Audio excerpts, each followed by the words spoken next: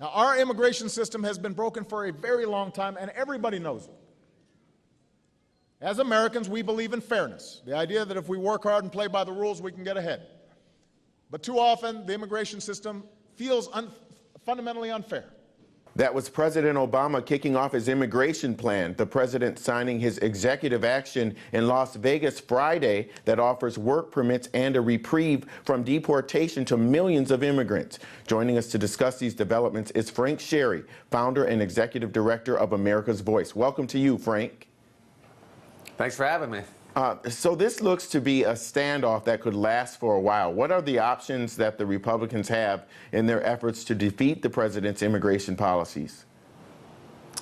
Well, they might expand the litigation that they filed to include immigration. I suppose they talk a lot about trying to use the power of the purse, meaning that they would attach a rider to an appropriations bill or a budget reconciliation bill in which they would try to defund the initiatives that the president announced last night.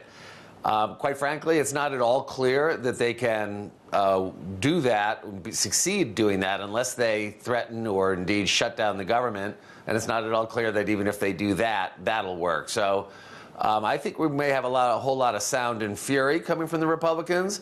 But unless they can get 67 votes to override a veto or to remove the president from office, I think it might be hard to overturn it. Okay, well, the Obama administration, is basically saying that 2 years after the 2012 election, the Republicans haven't done a single thing in the House to address immigration. Is that a fair statement or more of a rhetorical one?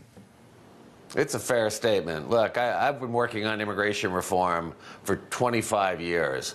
And we had the best chance in this Congress to pass comprehensive immigration reform.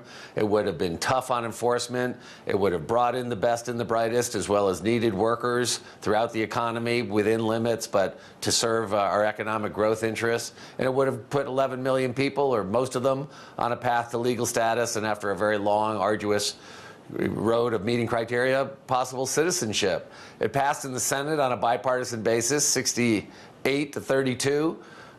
It probably would have passed in the House had it been brought up for a vote. But Speaker Boehner, who wanted to pass immigration reform, I don't doubt his intentions, but the majority in his caucus didn't. And so instead of getting credit for passing a bill that they would influence, they slow-walked it to death. And then, quite frankly, the Republican Party has lurched to the right in the last few months after kids started showing up at the border and in a number of campaigns in which the issues of Ebola and border security and ISIS were demagogued. So as someone who has made my life's work comprehensive immigration reform, the idea that the next Congress would have gotten to it if they just had been given a little more time just doesn't pass the laugh test. So I think the president was right to step in, do what he can within existing authority, but only Congress can fix the system once and for all. And if the Republicans have a change of heart and want to fix it, we'll work with them. And if they don't, well, we may have to wait for a Congress that will. Okay, but the president still has a job. What will the White House's strategy be for selling this plan?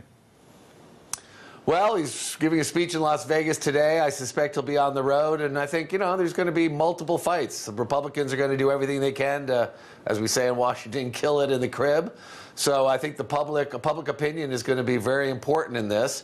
I think most Americans like the policy, aren't so sure about the way he's done it.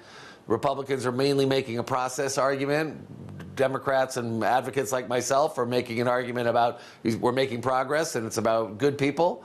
We'll see how the debate unfolds. I'm optimistic that these actions will change facts on the ground and perhaps spur the Republicans to stop advocating for the status quo and to start coming forward with their view of how to approach comprehensive immigration reform. Look, you can't solve this problem without dealing with the fact that we have 11 million people in this country, nor can you pretend that you're going to round them up and ship them out. So if we get realistic about it, I think we can work together on a bipartisan basis. But I for one, I've been very disappointed that Republicans have punted on this, when in fact I think they've had an awesome opportunity to get it done, and they do now that they control Congress. At this point, though, put me down as doubtful. All right, Frank Sharry, you just weighed in. Thank you very much. He's the founder and executive director of America's Voice. Thanks a lot, Frank.